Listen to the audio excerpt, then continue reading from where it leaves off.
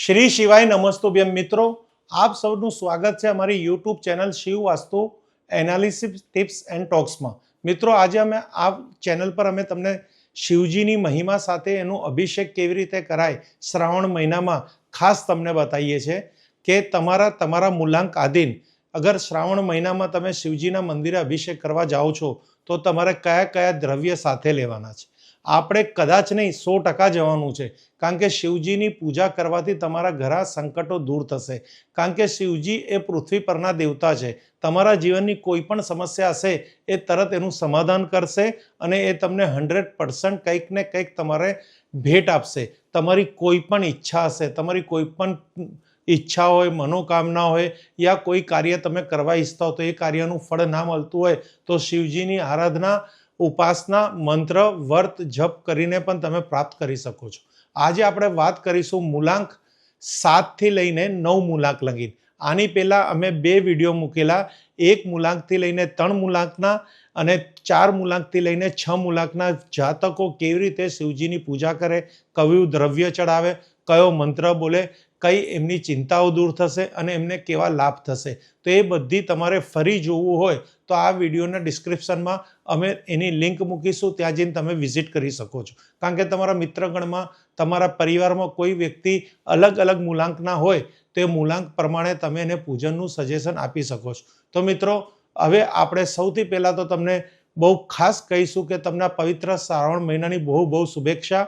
આ શ્રાવણ મહિનામાં જેવી રીતે પ્રકૃતિ વરસાદ વરસાવે છે એવી રીતના તમે શિવજી ઉપર જલનો અભિષેક કરો, કારણ કે પ્રકૃતિ પોતે આ શ્રાવણ મહિનામાં ખાસ શિવજીનો અભિષેક કરવા આવે છે। તો આપણે કેમ બાકી રહીએ? તો મિત્રો, આપણે ખાસ જોઈશું આજે જો શ્રાવણ સોમવાર વિશેષ, એટલે સોમવારે તો આ પ્રયોગ કરવાનો જ છે, પણ તમારે આખા શ્રાવણ મહિનામાં કરવાનો છે અને 365 દિવસ આ પ્રમાણે કરવાનું છે। હવે મૂલાંક 7 કેતુનો અંક કહેવાય। હવે જેમની જન્મ તારીખ 7, 16, 25 હોય તો એમનો મૂલાંક 7 થશે। જો 7 નો 7 થઈ ગયો, 16 નું તમે અહીંયા વત્તાકાર કરશો તો 16 થશે, 1 + 6 એટલે 7 થઈ ગયું અને 25, 2 + 5 એટલે 7 થઈ ગયું। હવે શિવ અભિષેકમાં શું લઈ જવું સાથે અને શેનું સમર્પણ કરવું? તો ગંગાજળ, નારિયેળનું પાણી, દૂધ, મધ, બીલીપત્ર, પંચામૃત, ફૂલ, મોગરાના ફૂલ, કમળના ફૂલ, પછી તમારે ચોખા લઈ જવાના, પછી તમારે નાગ કેસર લઈ જવાનું, પછી તમારે કમલ કાકડીના ફૂલ લઈ જવાના અને સાથે સાથે તમારે ધતુરો મળે તો ધતુરો પણ લઈ જવાનો। તો સૌથી પહેલાં આપણે ભગવાનને ગંગાજળને જળથી અભિષેક કરીશું, એટલે સ્નાન કરાવીશું। પછી પંચામૃતનું સ્નાન કરાવવાનું, પછી પાછું દૂધનું સ્નાન કરાવવાનું, જો દૂધ ના હોય તો પંચામૃતનું સ્નાન બહુ ઇનફ છે। પછી પાછું ચોખ્ખા જળથી પાછું એમને સ્નાન કરાવવાનું। પછી તમારે એના પર એક બીલીપત્રનું પુષ્પ મૂકવાનું, ફૂલ મૂકવાના, પછી તમારી પાસે કાળા તલ હોય, ચંદન હોય, તમારી પાસે ભસ્મ હોય તો એ બધું ભગવાનને અર્પણ કરવાનું। સાથે સાથે નારિયેળનું પાણી પણ અર્પણ કરવાનું, દૂધ, મધ અને બીલીપત્ર પણ અર્પણ કરવાના। આવી રીતે જો વિધિવત પૂજા કરશો તો તમારા જીવનની કઈ કઈ ચિંતા છે તેના માટે આપણે આ કરવાનું છે। 7 મૂલાંકને આધીન એકલતાની લાગણી તમારી દૂર થશે, આત્મશંકા છે એ સોલ્વ થશે, અચાનક જે અવરોધ આવે છે, કોઈ પણ કામ બનતું અટકી જાય છે, એ કામના અવરોધો પણ દૂર થશે અને વધારે જે તમને ઓવર થિંકિંગ થતું હોય છે, વધારે મૂંઝવણ થતી હોય, વિચારતા હો, એમાં પણ તમને રસ્તો મળશે। હવે તમારે કયો મંત્રનો જાપ કરવો? તો 2 મંત્ર છે। એક છે ઓમ મહાકાલાય નમઃ 108 વાર અને આપણો પંચાક્ષર મંત્ર ઓમ નમઃ શિવાયના જાપ ત્યાં બેઠા 108 વાર કરો અથવા જળનો અભિષેક કરતા કરો। મુખ્ય લાભ છે અંતર ઉર્જાની વૃદ્ધિ થશે, ઊંડી એકાગ્રતા વધશે, આધ્યાત્મિક શક્તિ પ્રાપ્ત થશે, મનની સ્થિરતા આવશે। એટલે મન આપણું જે ભટકતું હોય છે, ચિંતિત હોય છે, બીમાર હોય છે, નકારાત્મક હોય છે, એમાં શાંતિનો અનુભવ થશે, કારણ કે મન જ તમને સુખ, શાંતિ, સમૃદ્ધિનો અહેસાસ કરાવે છે। જો આવી રીતે વિધિવત જો તમે 7 મૂલાંકના જાતક છો અને શિવજીને પ્રસન્ન કરવા માટે આવી તમે પૂજા કરશો તો ઘણું તમને ફાયદો થશે જીવનની અંદર। હવે મિત્રો, આપણે વાત કરીશું 8 મૂલાંક માટે, એટલે જેમની જન્મ તારીખ 8, 17, 26 છે, એટલે 8 નો 8 આવી ગયો 8 મૂલાંક, 17 નો 1 + 7 એટલે 8 થઈ ગયું, 26 માં 2 + 6 એટલે 8 થઈ ગયું। હવે મૂલાંક 8 શનિનો અંક કહેવાય। હવે તમારે મંદિરે જવાનું છે, શું સાથે લઈ જવાનું છે? ગંગાજળ, કાળા તલનું જળ, દૂધ, શેરડીનો રસ, બીલીપત્ર, પછી તમારે પંચામૃત, પછી બીલીપત્ર, પુષ્પ, કમળ અને તમારી પાસે જે ભગવાનને અર્પિત કરવાના દ્રવ્યો હોય એ દ્રવ્યો બધા સાથે લઈ જવાના છે. હવે આપણે સૌથી પહેલા દૂધ અને પાણી અને ગંગાજલથી શિવજીને સ્નાન કરાવવાનું છે. પછી તમારી પાસે પંચામૃત છે તો પંચામૃત ચડાવી દો, દૂધ ચડાવી દો, પછી તમારે શેરડીનો રસ અર્પણ કરો, પછી પાછું જલ ચડાવીને એમને સ્નાન વ્યવસ્થિત કરાવી દો.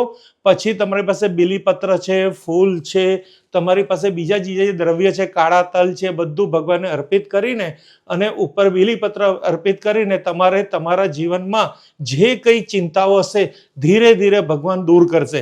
હવે કઈ ચિંતાઓ તમારી દૂર થશે, પરિણામમાં કોઈ વિલંબ આવતા હશે એ વિલંબ દૂર થઈ જશે, કારકિર્દીમાં કોઈ અવરોધ હોય, તમારા કેરિયરમાં કોઈ અવરોધ હોય એ ભગવાન દૂર કરશે, અને કોઈ પણ જાતનું તમારા પર દેવું હોય એમાંથી તમને બહાર લાવશે અને નકારાત્મક વિચારો ઓછા થવા મળશે. મિત્રો, હવે આને વધારે પાવરફુલ કરવા માટે તમારે કયો મંત્ર બોલો છે? તો ઓમ મહાકાલેશ્વરાય નમઃના જાપ કરો 108 વખત, પંચાક્ષર મંત્ર ઓમ નમઃ શિવાયના જાપ કરો. મુખ્ય લાભ ધીરજ અને સ્થિરતા મળશે, સ્થિર પ્રગતિ રહેશે, આપણી જવાબદારીની શક્તિના કર્મમાં વિશ્વાસ હશે, એટલે તમે દરેક કાર્યમાં સફળ થશો. તો મિત્રો, આવી રીતે વિભિન્ન જન્મ તારીખે જન્મેલા વ્યક્તિનું વિભિન્ન દ્રવ્યો સાથે શિવજીની જો પૂજા કરવામાં આવે તો ભોલેનાથ તરત જ પ્રસન્ન થાય છે. શ્રાવણ સોમવાર વિશેષ કરીને ખાસ કરજો. મૂલાંક 9, મંગળનો અંક છે, જન્મ તારીખ 9, 9 નો 9 એટલે મૂલાંક 9, 18 1 + 8 એટલે 9 અને 27માં પણ 2 + 7 એટલે 9. શિવ અભિષેક વિધિ. શું ચડાવવું? શુદ્ધ જળ, દૂધ, મધ, શેરડીનો રસ ને બીલીપત્ર. સૌથી પહેલા ભગવાનને શુદ્ધ જળ ને ગંગાજલથી સ્નાન કરાવો, દૂધથી સ્નાન કરાવો, પછી તમે પંચામૃતથી સ્નાન કરાવો, પછી તમારે શેરડીનો રસ ચડાવો, દૂધ ચડાવો, પાણીથી સ્નાન કરાવીને પછી બીલીપત્ર છે, પછી ધતુરો છે, સફેદ પુષ્પ છે, કોઈ પણ પ્રકારના ખાદ્ય ધાન્ય છે એ ચડાવો, ઘઉં ચોખા છે એ ચડાવો, મગની દાળ ચડાવો. તો મિત્રો, ભગવાનને જેટલું તમે અનાજ અર્પણ કરશો ને એટલું આપણું ધન ધાન્ય વધતું રહેશે. હવે આ તમારી કઈ ચિંતાઓ દૂર થશે? તો ગુસ્સો હશે એ દૂર થશે, ઉતાવળ તમારી હશે, પરિવારમાં કોઈ મતભેદ હશે, જમીન મિલકતનો વિવાદ તરત તમારો શમી જશે, તરત તમને તમારું પિતૃક સંપત્તિમાં ભાગ પણ મળશે. તો મિત્રો, કયો મંત્ર કરવો? ઓમ રુદ્રાય નમઃ 108 વાર જાપ કરો, અથવા પંચાક્ષર મંત્ર ઓમ નમઃ શિવાય નમઃના જાપ કરો. મુખ્ય લાભ નિયંત્રિત ઉર્જા, સાહસ, ધીરજ, કાર્યમાં એકાગ્રતા અને વિવાદમાં શાંતિ પ્રાપ્ત થશે. મેન મનની શાંતિ, ધનની આવક, અન્નપૂર્ણાના આશીર્વાદ, બાળકોના અભ્યાસમાં પ્રગતિ, નોકરી ધંધામાં ક્ષેત્ર સફળતા. આ જ વ્યક્તિની નાની નાની નિર્દોષ ઈચ્છાઓ હોય છે. ભગવાન આ બધી ઈચ્છા પૂરી કરવા માટે બસ એક કન્ડિશન મૂકી છે કે તમે એની પાસે આવો અને તમારા બધી જાતના સમસ્યાનું સમાધાન લઈ જાઓ.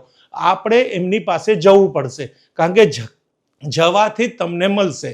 તમારા ઘરે સમજો કે કોઈ વડીલ આવે તો તમે એની પાસે જાઓ છો તો એ તમને ખુશ કરવા કઈ ચોકલેટ આપે છે. તો એવી રીતે આપણી ઘરે નથી આવવાના ભગવાન, આપણે ભગવાનની ઘરે જવાનું છે. અને જળ ઘરેથી શું કામ લઈ જવાનું છે? કે ભગવાન આપણા ત્યાં આવે એના માટે આપણે એમને વિઝિટિંગ કાર્ડ આપવાનું છે જળના માધ્યમ દ્વારા, જેથી કરીને ભગવાન તમારા ઘરે આમ પધરામણી કરે. મિત્રો, જો શ્રદ્ધા રાખશો ભગવાનમાં, ખાલી શિવલિંગ નથી, સાક્ષાત ભોળેનાથનું રૂપ છે. આવી જો શ્રદ્ધાથી તમે એમનું પૂજન કરશો તો ખરેખર ભોળેનાથ ભગવાન બહુ જ ભોળા છે અને એના ભક્ત પણ ભોળા છે. એ બેનું જો સંગમ થશે તો વિશ્વની દરેક વસ્તુ તમને પ્રાપ્ત થશે. અને એનો ઇતિહાસ છે, દાખલાઓ છે, બહુ મોટા રાજાઓ, રામ ભગવાન, કૃષ્ણ ભગવાન, તમે શિવ મહાપુરાણનું અધ્યયન કરશો તો શિવજીની ઉપાસના તેમને ઘણું બધું પ્રાપ્ત થયું છે. મિત્રો, આવી રીતે જો તમને બીજા અનેક ટોપિક જોતા હોય તો તમે અમને ટોપિક્સ સિલેક્ટ કરી શકો છો. જીવનની સમસ્યાઓ પણ અમે કહી શકો છો કે આના ઉપર કોઈ વિડીયો બનાવો, અમે આ સમસ્યામાં ફસાયેલા છે. તો દરેક જાતના વિડીયો જોવા, સાંભળવા અને તમારે રીલ્સ જોવા અમારી સંસ્થા દ્વારા 2 પ્લેટફોર્મ તમને આપીએ છીએ. ઇન્સ્ટા ઉપર જશો તો Shiv Vastu analysis tips and talks છે, અને યુટ્યુબ પર પણ Shiv Vastu analysis tips and talks. ખાસ આપણી ગુજરાતી ભાષામાં અમે તમને બતાવીએ છીએ, જેથી કરીને તમને આનું બહુ સરળતાથી સમજણ પડે. Thank you friends. Har Har Mahadev, Har Har Mahadev, Har Har Mahadev.